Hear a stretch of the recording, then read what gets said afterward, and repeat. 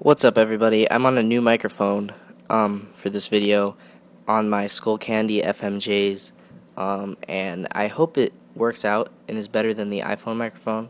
It should be, because these are some pretty darn expensive headphones and I've had them for a while, but it should work out a lot clearer than the iPhone.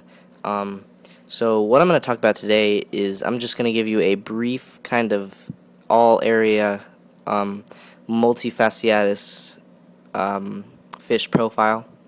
So their full name is Neolamprologus multifasciatus, and they're commonly known as multi shell dwellers, stuff like that. The males max out at about 1.5 to 2 inches, so they're very small.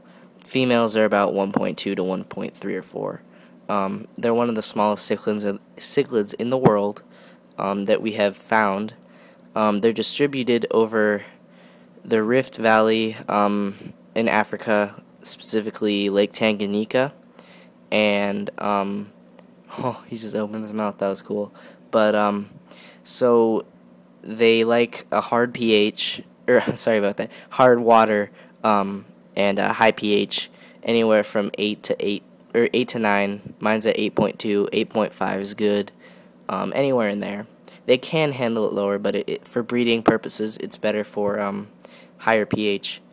So they're found in rock crevices and shell beds across the lake. So there'll be huge shell beds of massive amounts of shells, and the shells got there from they have a snail in the lake, and whenever they'll die, the snails will die, and the shells will just get deposited over a huge valley of shells, and that's where these fish will live. So they have huge shell beds, and with a sand bottom. So in the aquarium, you want to have a sand bottom, lots of shells, preferably 3 per fish. So I was shooting for 3 fish in this tank, and I have 9 shells. So there you go. What else?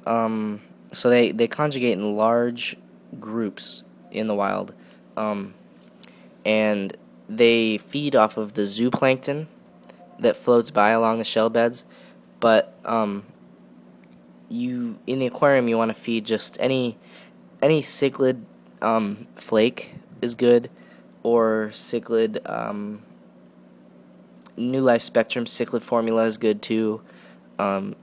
Just protein diets are good for them. So in the aquarium, you want the temperature to be about 75 to 81, and here it's 82, because where I live, it's very hot outside. I have not used my heater all summer. Actually, let me check it right now. Yeah, it's 80 degrees right now, so that's pretty good. Just feed often when it's hotter, because metabolism speeds up as the temperature rises. Breeding, you want more females than males, so that's basically for most fish. You want that. I'd say about 2 males per 5 or 6 females in a good sized colony. They lay their eggs inside the shells, which is where most of their life happens, in the shell. They guard it, use it for feeding off them, and breed in there. So basically what will happen is the males are known to venture off higher into the tank and go around and explore more, and the females mainly stay at home and hover over the shells. And what will happen is the female will court the male over to the shell, run in there, deposit the eggs, run out. Male will jump in there, deposit the sperm, run out, and there's your breeding. So it happens real fast. Most people don't see it. In fact, most people don't know that they've bred until you see the actual fry leave the shell. And several batches of fry can be produced in the tank, so you don't need to take out the fry once they're up and swimming and everything. They won't get eaten or anything. Some might, but for the most part, they will be able to live fine with the rest of the colony. The brood size is generally 5 to 15.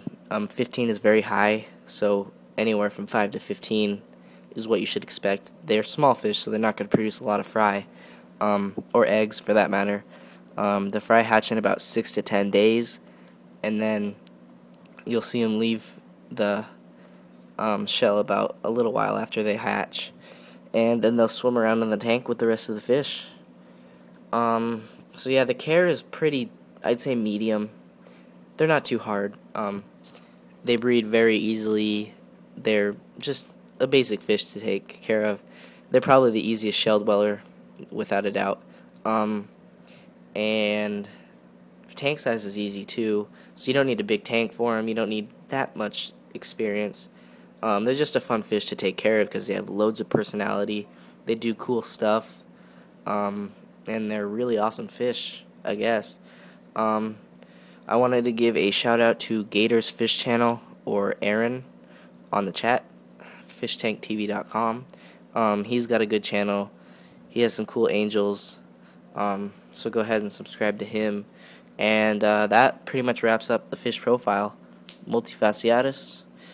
And I hope you like it. If you like it, please give it a like and subscribe if you haven't subscribed. Leave a comment. That makes me feel happy, and I'll respond to your comments.